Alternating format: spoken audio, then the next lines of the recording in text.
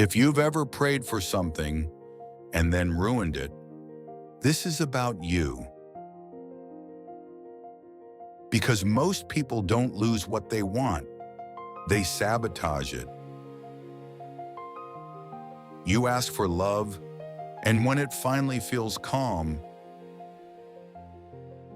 you get bored, you overthink, you pull away.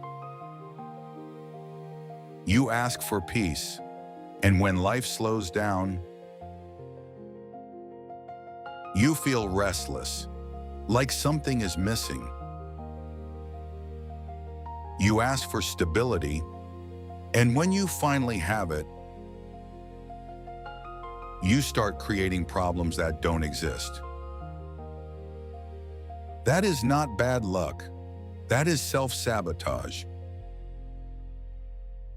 And here's the part most people avoid. You don't destroy good things by accident. You destroy them because they feel unfamiliar. Let that sink in.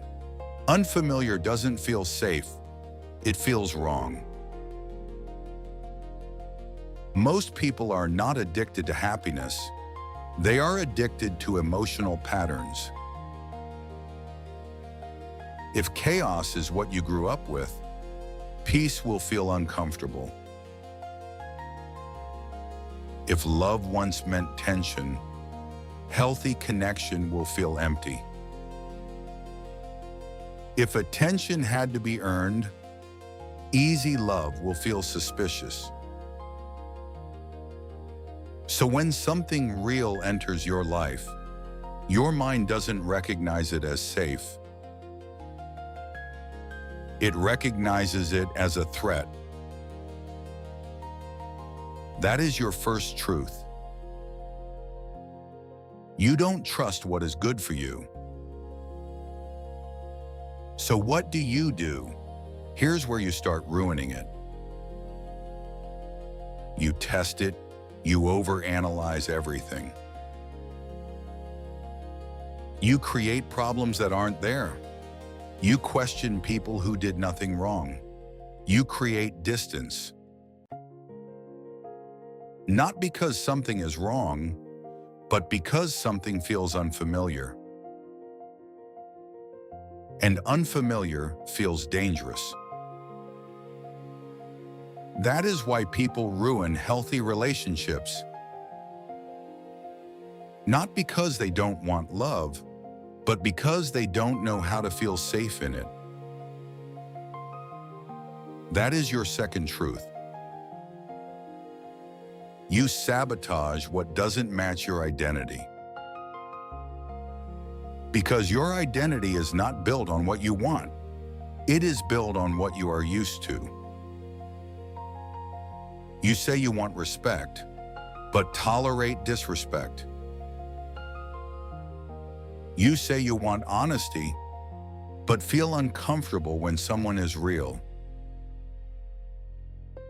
You say you want consistency, but get bored when there is no drama.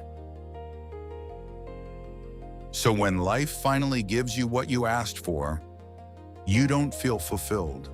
You feel lost. And instead of questioning yourself, you start questioning the thing you wanted. Maybe this isn't it. Maybe something is missing. Maybe I want something else. No. You just don't recognize peace, and this is where most people get lost. That is your third truth. You mistake calm for emptiness. And here's the trap most people never see. You start creating tension. You withdraw. You lose interest. You push away. And when it finally breaks, you feel something again. Pain, chaos, intensity. And suddenly, you feel alive. That's the addiction, not happiness, intensity, You're not unlucky, you're predictable. That's why people say, I don't know what happened. But something did happen. You got what you asked for, and your identity rejected it. That is your fourth truth. You don't lose good things. You become uncomfortable inside them. So you slowly destroy them until they match what feels familiar again. And then you call it bad luck. Look at your patterns honestly. How many times did something good start and you found a way to break it? Not because it was wrong, but because it was different. And that difference? That's where your growth is, and also where most people quit. Because growth doesn't feel exciting at the beginning. It feels quiet, stable, unfamiliar. And if you don't understand that, you will keep destroying your own progress. So what does change actually look like? You stop chasing feelings and start tolerating stability. You stop testing people and start trusting consistency. You stop creating problems and start sitting in peace. You stop asking, why does this feel boring? And start asking, why do I need chaos to feel something? That question changes everything. Because the moment you stop sabotaging peace, your life finally starts working. Want more truths like this? Subscribe now. Most people avoid hearing them. Because most people would rather destroy what they prayed for than admit they don't know how to live with it.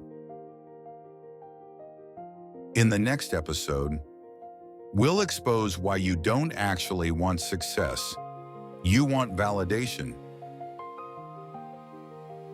This channel isn't here to motivate you. It's here to help you see differently. And people who see things differently don't watch once, they stay. If this resonated with you, you're already part of this journey. We may not change the whole world for everyone, but together, we can change the world for someone. Thank you for helping words create reality.